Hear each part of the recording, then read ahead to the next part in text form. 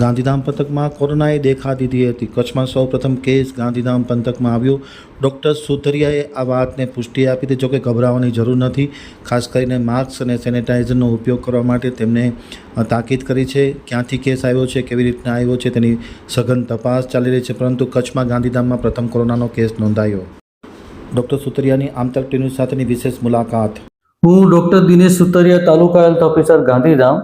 આજે ગાંધીધામ તાલુકાની અંદર એક સૌપ્રથમ કેસ કોરોનાનો નોંધાયેલો છે. જે કેસ અત્યારે હોમ આઇસોલેશનમાં છે, એને વધારે કોઈ તકલીફ નથી. અત્યારે જે મોટાભાગના જે કેસો દેખાય છે એ ઇન્ફ્લુએન્ઝા જેવા સિમ્ટમ ધરાવે છે, જેમાં લોકોને ડરવાની જરૂર નથી. શક્ય હોય ત્યાં સુધી ભીડભાડવાળા વિસ્તારમાં જવાનું ટાળવું જોઈએ. સેનિટાઈઝરનો ઉપયોગ અથવા તો સાબુ વડે હાથ ધોવાથી અને માસ્ક પહેરી રાખવાથી ફેલાવો અટકાવી શકાય છે અને પોતાને ચેપ લાગતો અટકાવી શકાય છે.